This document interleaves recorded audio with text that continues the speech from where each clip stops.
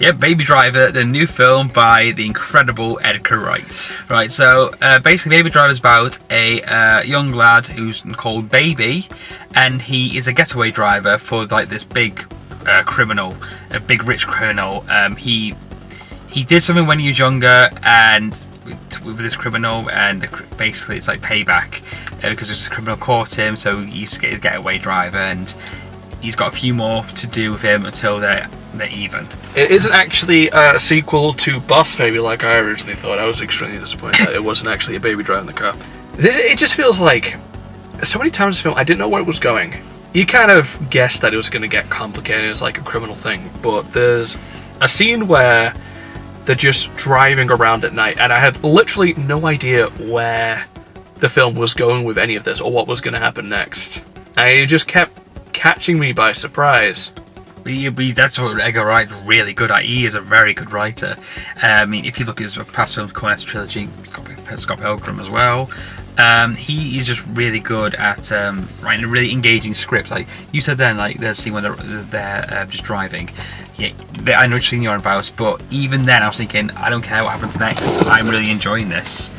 I say with the writing, I think Baby Driver's one like other Edgar Wright films where you got to listen carefully to what they're actually saying, because this is my second time watching it now, and second time's like, oh yeah, and now I see this links to that, and he's really clever. There's a lot of like Easter eggs, like a lot of subtext, and that I think he's really good at. Yeah, it's kind of like what you were saying, like without giving too much away, there's a part where it's just channel surfing, and actually if you pay attention it like links to what's happening later on, and it's just like the sign of a good storyteller when it's like even little things like that seems like it's just a character wasting time actually is leading to something. He did the same with the Cornetto Trilogy. There's no surprise. It's an Edgar Wright movie. You know the editing is going to be slick. What I really like about the editing of this movie is how the transitions from one scene to the next. It felt so smooth. They just kind of gel together, but it's very fast-paced as well, but that's what he does. That's what Edgar Wright does a lot. I mean, if you've seen Hot Fuzz, you'll know exactly what we're talking about. I don't think the editing's as quick as Hot Fuzz, because I don't think anything is. There's a lot of scenes that kind of like linger on for a while. It's like the entire opening like credits is pretty much just like one big take. Yeah. There's quite a few big takes. There's one where he goes down the street to get some coffee, and he's listening to a song, and it is extremely well choreographed. I mean, they had to have everything timed perfectly for this, because there's a bit where there's a bit of a trumpet playing, and he's standing right outside a music shop, and there's a trumpet there, like perfectly in line. I think that shows of someone who's thought about it carefully. That kind of leads into music, because the music in this was just extremely well handled. I don't think I did a review of Suicide Squad. That was last year, wasn't it? Yes, so we did do a review, but I'm pretty sure I said to you that I felt like when the music was used, and it was like it kept going into different songs. It felt like someone who was trying to make like a memorable soundtrack. This is an example of it done right, because like it flowed into each individual song, but it was a lot like Guardians of the Galaxy in that it was a reason in the film why it was done that, because the characters always listen to music. Like you said, it's just everything is timed so well to the music. There's a part where a guy's firing a gun and the gunshots are like in the beat with the music. Yes. Everything flows with the music. It's like an hour and a half. How long is this film? It's about 2 hours. 2 hours? It didn't feel that long. It's a 2-hour music video, basically. It is. Everything is just done so well with the music. What you said about the music, actually, this goes back into the writing. Edgar Wright did say in an interview that when he was writing the script, he was choosing which songs to use. So he was on Spotify, going through which songs work. But what he wanted to make sure, though, that the dialogue was in perfect timing with the music. So I think when he was sorting out, which camera shot you want to, he was saying how long each shot was. He was doing it with the music.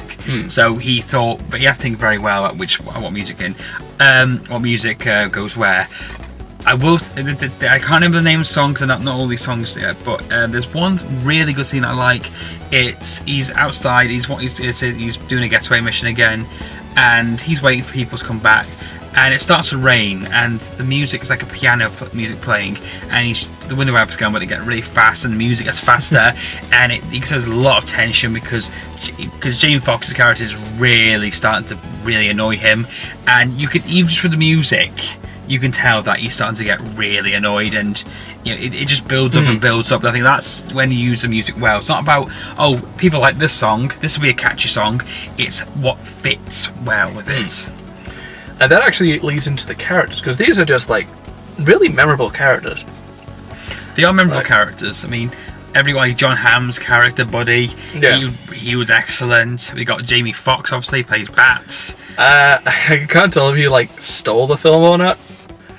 More like he held it hostage. It's just like this character who's trying to be crazy.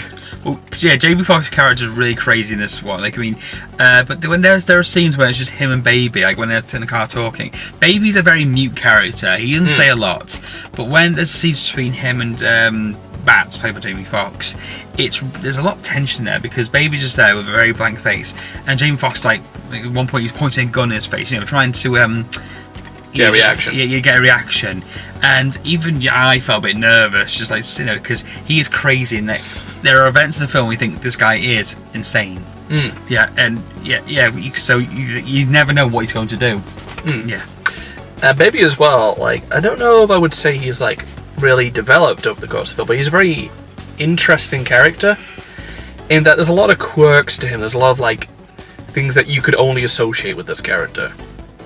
I also like, I kept noticing like little scars in his face. It's like, what's that from? And like you find out he was in a car crash. Oh, that explains it. And just little quirks like the way he's listening to music to kind of, because he's got like a problem with is it stictitis? No, Titanius. Titanius thing is called. The thing that Archer has. Yes. They keep firing the gun at his ear. Didn't know you watched Archer. What? Yeah, with Baby, he reminds me a lot of. Have you seen Drive? Not yet. Watch it. He reminds me of the driver from Drive, because in Drive, the driver, he's very mute. He has blank face most of the time. He doesn't say a lot. That's reminds me a lot as well. But a lot of people associate the driver as cool and mysterious, and I think that's why I describe Baby. I don't think Baby's cool, but he's a mysterious character, and I think that's why I like him more, because even Deborah says, "Aren't you mysterious?" And I think that's why she's a little bit attracted to him, because he's a mysterious character. And I think they're the best characters, the characters that you don't know much about because you want to know more about them. And I think that's what I like about Baby. You also got Kevin Spacey as well. Yeah, I was going to mention Kevin Spacey. You know Kevin Spacey. You know what you're gonna get. He's like basically the boss of it all. Like, he's like the criminal mastermind. Yeah. I like when Kevin Spacey just plays like I don't mean this in criticism, but underplays it, if you get me. He doesn't go over the top. He's very just natural with it. He's just very naturalistic with it, and even when he's just talking it through, you can tell that he's a guy in charge. He has that real strong presence about him. Yeah. He was definitely got a charisma to him. Yeah, he has got a lot of charisma. There's something about I really liked about the characters, that it's not overly obvious what each character's role is going to be, without giving anything away. Like, you think you've sussed out one of the heist members, and then something happens, and oh, they're actually like this. Yeah. It plays a lot with your expectations. Yeah, absolutely. Yeah, it does keep you on your feet, and yeah, I love it. Yeah. The final thing I want to talk about is the action, because this has got some really slick action. It's because there's a lot of car chases. Oh yeah, a lot. But you see, some car chases these days, it's a lot of that shaky cam and very. Yeah. I mean, Fast and Furious doing well, but even then, sometimes it relies a lot on CG. It feels like it does, but these are very. Edgar Wright's a big fan of practical stuff, and it was all practical here. There's a bit in the trailer where there's a lorry coming up and he skids. There's a 360 turn and he dodges the lorry. I think things like that really good because it's real. Yeah, he's just so well choreographed. Like, the movement of the car is like. I know, when I watch an action scene, I kind of see it as a mini performance in the film itself. And just having that choreography down is like directing it like you would a kung fu fight scene. Is just, you can really see the finesse of each individual movement, and it's And like it just kind of fills you with like this sense of awe in the character because you're thinking like, wow, someone is actually doing that. Yeah. Like, there's a bit in the film actually where Tupac's character says, why do you need music? All you need is the sound of the engine. But I gotta say, during the action scenes, the music was just the added layer, if you get me. Yeah. That made it even better. I mean, there's a lovely scene where he's got into a car, but he's trying to change the radio. Just how much like Baby loves music, and it comes to Radar Love, and it's only a short bit, but the music gets you really pumped and really rooting for him as he's driving to get to this place. And it's like, yeah, the action's fantastic, but I think the music and the action they blend together. I think music is important. Music is essentially the key core of this. Like I said, it definitely feels like a 2-hour music video. Yeah, sure. And I mean that in the best possible way. Yeah, it's not like Tron Legacy, where all you thought about was the music. You weren't interested in what was going on. This is perfect. The music and the story come together, and it works perfectly. It definitely feels like after Guardians of the Galaxy, a lot of films like Power Rangers and Suicide Squad especially felt like they were trying to make a memorable soundtrack. It's like, oh, this is a cool song, let's put this in the film. But like, this is how you do it right. Yeah, Edgar Wright in other films, like the Cornetto trilogy, for example, there's one bit in The World's End where they're walking down the street and they're playing the Doors whiskey bar. But the thing is that was a perfect song for that because the way they're walking down there and the actual atmosphere itself is perfect. It's not the whole way. People love the song, we'll put it in. That's what Edgar Wright does that a lot. He does it in Scott Pilgrim as well. Scott Pilgrim's got a fantastic soundtrack. And if you think about it, some songs Scott Pilgrim aren't really with their target audience. I mean, they got T-Rex in there, and I don't think some people in our generation won't even know who T-Rex is. I don't know who T-Rex is. Actually, Baby Driver reference in the film. Yes, yeah. So yeah, he picks a song that fits best with the scene, not just fit it in for sake of like James Gunn did with past two Guardians films. Alright, so let's go to our final rundown. Pretty much everything about this film just worked. Like the editing, the writing, the characters, the music, and the action. This is a solid 10 out of 10. This is a film I can't think of any flaws with, and everything that's in it works just so well in tandem with each other. It's just a fantastic film. Definitely one of the best of the year so far. I'm really glad you said that, because I'm really glad you said that. Yeah, absolutely the same. The editing, the writing, the actors. The acting was fantastic. The characters they were playing, the music, obviously, the action, everything was just perfect. If I could give this 11 out of 10, I would, but highest is 10 I can give. Dude, we can do whatever the fuck I want. Let's give that. I'm gonna give it a 20 out of 10, okay? This is the best film of the year so far. I love this movie. The film is now 20 out of 10 on the screen right now. You put low exclamation marks as well. It's in Photoshop. I can do whatever the hell I want. Yeah, please go see this movie. It's fantastic. Edgar Wright is a fantastic director, and people need to know that. They really need to know that. If it isn't enough for you that this is the guy who made like Shaun of the Dead, the Cornetto trilogy, hopefully just saying that on its own should convince you to go see Scott Pilgrim vs. the World.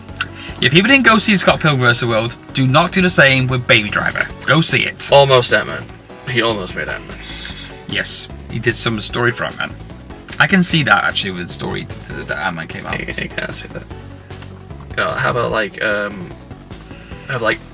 keep Ant-Man on the screen right now, but like make the text slightly smaller than everything else. That wasn't an intentional joke about being a shrinking character. I actually hate myself right now. Alright, ending it there. Yeah, we ended that. Mop. Yeah, please keep gawking at the deaf person. Mop.